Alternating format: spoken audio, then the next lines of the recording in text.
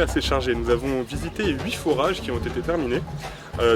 Parmi ces forages, certains, on les avait déjà inaugurés en novembre quand on était venu, mais c'était un plaisir de voir l'accomplissement de tous nos efforts grâce à vous, grâce aux bénévoles, grâce aux donateurs, grâce à vous qui nous regardez. C'est toujours quelque chose de fort en émotion de voir que toutes nos idées qu'on a eues se concrétisent sur le terrain par des forages qui permettent à la population de sortir de leurs conditions de vie. Alors là on est dans le village de Bila.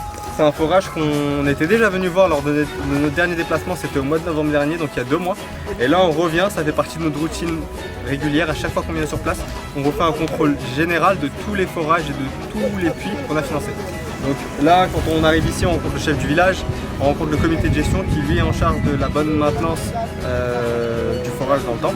Et puis après, on s'assure nous aussi que le forage répond bien à la checklist que nous on met en place. Il y a plein de petits détails techniques, par exemple que la plaque elle doit bien être scellée, il doit y avoir un cadenas sur la porte qui est derrière, et puis d'autres détails qu'on vérifie à chaque fois. Ça nous a conforté également dans notre choix, notre décision en discussion avec le foreur, que pour qu'un ouvrage dure longtemps dans le temps, il faut que la population soit pleinement responsable de son utilisation. C'est-à-dire que la population doit elle-même, à travers un comité de gestion du forage, cotiser tous les mois pour financer l'essence et pour financer les éventuelles réparations qui peuvent survenir.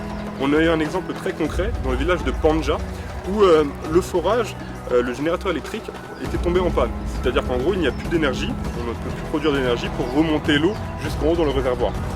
Ce qui a été pas mal dans cette situation, c'est que le générateur a été réparé en l'espace de 2-3 jours et que la population a pu, durant ces laps de temps, continuer à utiliser le forage car le réservoir en haut était plein. Donc c'est-à-dire que ça c'est quelque chose qui est vraiment pas mal. Si le processus est assez réactif, le comité de gestion appelle le foreur qui vient pour réparer le générateur là, dans ce cas-là.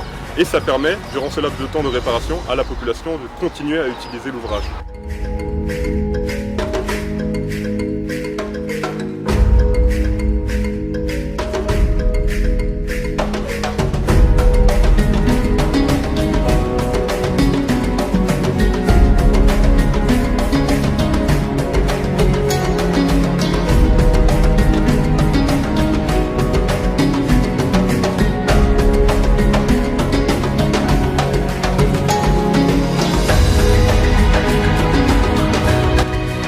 Donc on vous remercie car c'est grâce à vous qu'on est là, c'est grâce à vous qu'on peut constater l'avancée des projets et ça nous fait vraiment plaisir et chaud au cœur de voir qu'on avance pas à pas et on est de plus en plus convaincus que ce projet va se terminer dans les temps et que l'ensemble de la population de Chamba aura accès à l'eau potable.